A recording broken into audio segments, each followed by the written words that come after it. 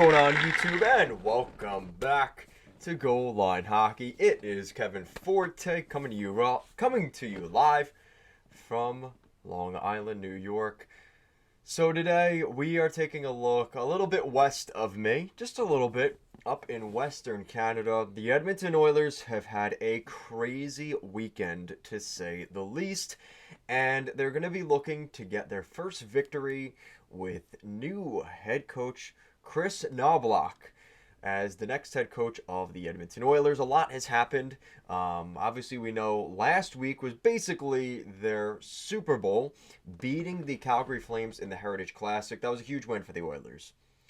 But since then, things have not gone well for the Oilers. We're going to take a look at the Oilers, their situation, and if somehow their new head coach, Kris Knoblauch, could turn this thing around.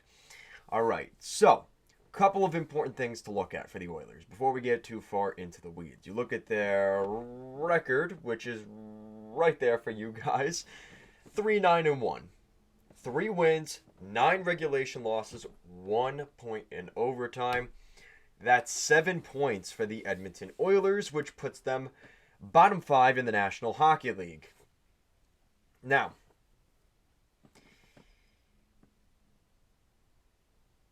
there are so many things that went wrong with the Oilers to start this season. And I feel bad for Jay Woodcroft because I thought his message in the preseason was incredible. He had gone on the 32 Thoughts podcast with Jeff Merrick and Elliot Friedman. And in the preseason, he was kind of talking about how, we just need to focus on getting better every day. And that's something I live by personally, that mantra of sort of the Michael Jordan approach where you always need to find a reason to be motivated. And, that's not always the best thing, but sometimes it takes that creating motivation for yourself to push yourself forward. And I think that for the Oilers, that looked really good in the preseason, right? It was kind of the good message that was going across by Woodcroft and everything like that. It just didn't execute. And none of that would have mattered because the way the Oilers are built, they don't have enough guys that play defense. They really don't. Matthias Ekholm helped a marginal bit last year, but there's so much of this team overall that does not buy into the mantra of we need to be better in our own end.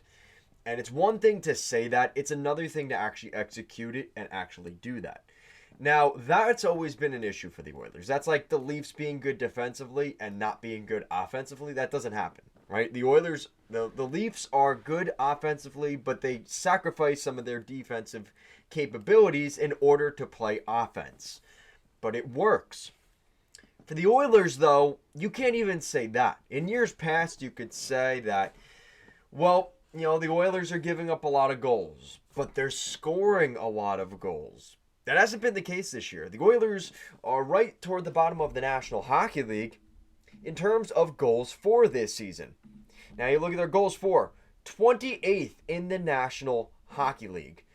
No, that's not going to cut it. 28th in the National Hockey League.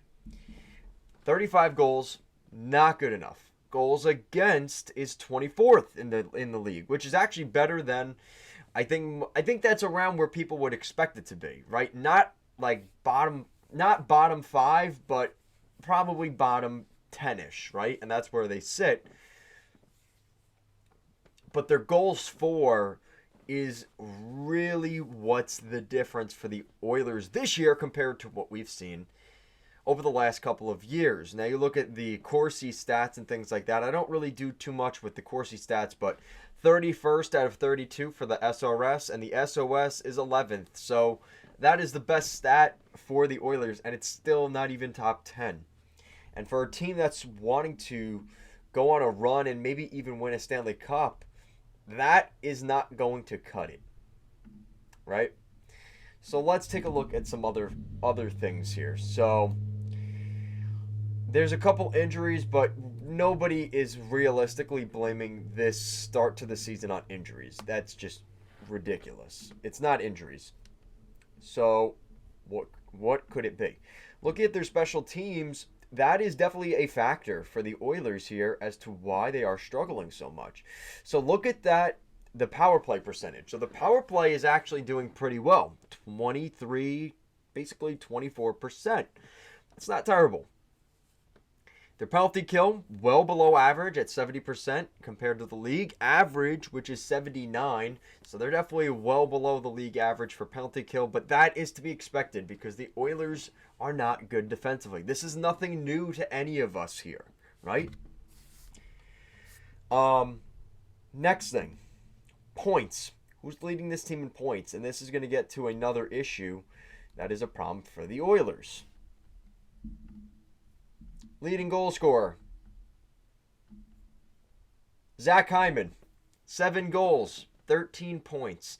Leading point producer, 15 points for Leon Draisaitl. Now, the only real reason McDavid is not further up, he did miss 2 games. And despite, he did miss 2 games, which isn't a lot, but in a 13-game sample size, that does matter. So, once we hit the 50-game mark, I think McDavid will for sure be at the top of the team's leaderboard, unless Draisaitl and Hyman continue that pace.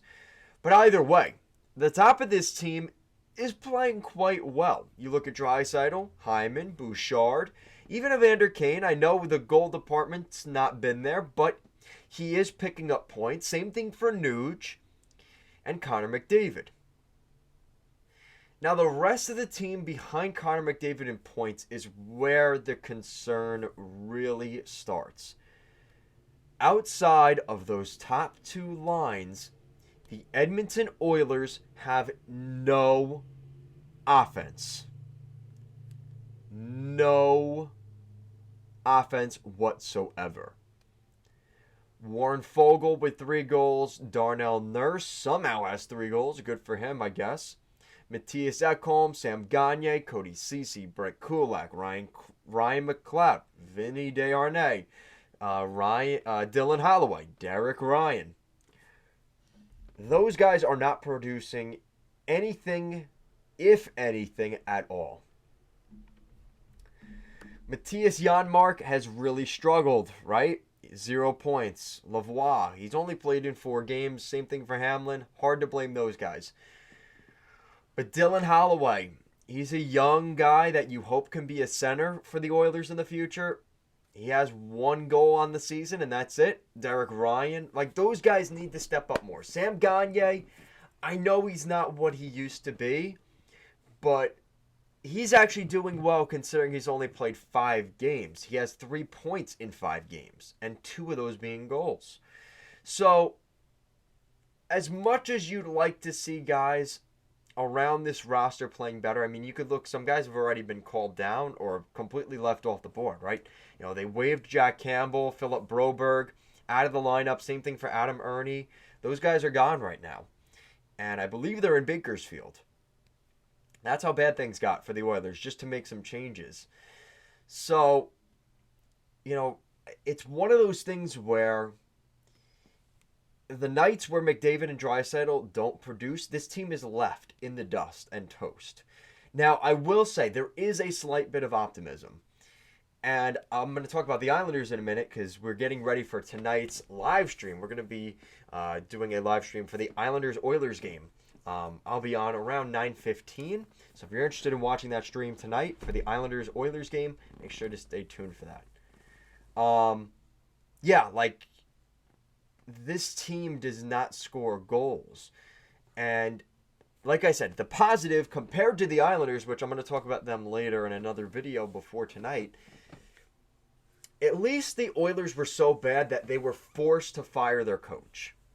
And I think the Islanders are in a situation where they are going to falter as much as the Oilers without making a massive change, because it's not so unignorable that they have to make a change. For the Oilers, they had to make a change. And that's where I think if there's any bit of optimism here, it is that they did force a change. That a change was forced because the team was so bad and was getting so much publicity in the wrong way. They were forced to make a move. And I think there are going to be teams like the Islanders, I might even argue a team like the Seattle Kraken. I think those sort of teams that are kind of around, but they're not really that good, those teams are going to be just as hurt as the Oilers, but there's no change there. So that measly record you're looking at right now is terrible. Absolutely. And Ken Holland kind of said that in the Chris Knobloch, bringing in Chris Knobloch interview, the press conference. He's kind of said, like, what we always talk about here on the channel, which is you can't win a season in October or November or December, but you sure as hell can lose a season in October, November, and December.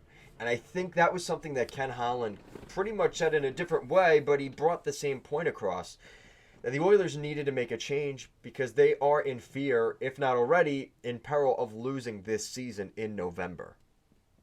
And, you know, the Islanders are in a similar spot, but they had a better October, which gives you the sense that they, you know, you look at the record and you're like, well, that's not worthy of firing a coach, but they're going to be just as bad as the Oilers.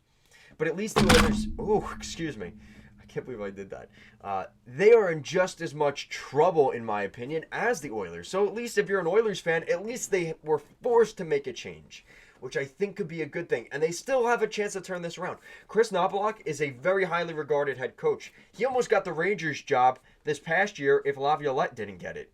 He was this close to being the Rangers' next head coach. So that's something to consider here. I think that's something that if I'm an Oilers fan, right? He's from Western Canada. He said that a lot in his press conference. How much does that mean for on the ice? Probably not much, but in terms of understanding the fan base and everything around the Oilers, I think it's a good thing that Knobloch is in Edmonton. And you know, this is a big deal for Ken Holland, because if this continues, this is really trouble for him. You know, I know the last 2 years they finished 4th and 8th in the NHL in terms of the playoffs, making it to the conference finals and the second round. That's good and all, but you know, that's not where the Oilers want to be. We know that, right? They want to be one of the top teams, competing for a Stanley Cup, getting the Cup final, consistently getting to the conference final. And because of their measly goaltending, they haven't been able to do that. And that brings up another point, which is the last point I'll get to. And that is goaltending. Now, there's been a lot of talk about Jeremy Swayman maybe being the right fit for the Oilers, and I just don't think the Oilers... I don't see the Bruins making that trade at least until the deadline. They're going to wait and see what they have. The Bruins are still in win-now mode. They can win games. They're playing well. And unless they fall off the map, they're going for it this year. Even if it means losing Jeremy Swayman in the offseason, which they might end up doing. But I don't see them trading him. And if they are to trade him, it would have to be such an exorbitant package I just don't think the Oilers have. And that's the problem, right? Like, who would the Oilers trade? Dylan Holloway is not playing that well. That's a rookie prospect-esque player. The Bruins probably don't even want him. Same thing for Philip Broberg. He got sent down, so they probably don't want him. So who on the Oilers would anybody even want in the first place? And that's kind of been the problem for the Oilers, is they don't have the prospects, they don't have the draft picks, they don't have the assets to get the deals done that they need to get done. And I think that talk is crazy. I just don't think it's going to happen. I think this is a move that if the Oilers were to get him, it would have to be something in free agency next summer, and you got to hope for the best. And we've seen what happens when they pay big goaltenders in free agency. Jack Campbell. But I think Jeremy Swayman is a really good goalie. But none of it's going to matter if they don't have a good defense in front of them, and that's the other point. I don't really know Knobloch's style of play. I've seen his teams live, the Hartford Wolfpack. I went to a teddy bear toss for the Hershey Bears, I think 2 years ago or last year, and he was the head coach. So I have seen him with his teams, and he puts a pretty good product on the ice. They're very sound. Just when they break out the puck and the way they play, it is a pain in the ass to play against the Hartford Wolfpack with Knobloch. And there was definitely a reason he was considered for a lot of jobs recently. I think the Oilers got a good coach here. I know it sucks losing Woodcroft, but I think a lot of fans knew heads had to roll. And unfortunately for Woodcroft, his was the easiest to make. I think Ken Holland even brought up in the press conference that he was looking to make trades to see if they could do anything to shake up the roster. And just because of their cap situation, teams really aren't suitable. Like, they're not, like I said with the Bruins Swayman thing, like, teams aren't looking to make trades right now. There's just, unless they are in just as dire of a situation as the Oilers, like the Sharks. Are the Sharks going to make any trades, though, to get better? Probably not. So it's just one of those things where the Oilers are in a situation they kind of have their hands tied behind their back, and it forced them to make a move, which inevitably led to the job loss and the firing of Jay Woodcroft. So, guys, let me know what you think in the comment section down below. What do you guys think of the Edmonton Oilers? Can they turn this around? I think it's possible. It's going to take a lot of work, though. And I think because of how the division is stacking up right now, LA and Anaheim playing fairly well is going to make it all that much more difficult for the Edmonton Oilers to get back into the race. Guys, that's it for today. Thank you so much for watching, and I will see you again next time. Peace out, guys.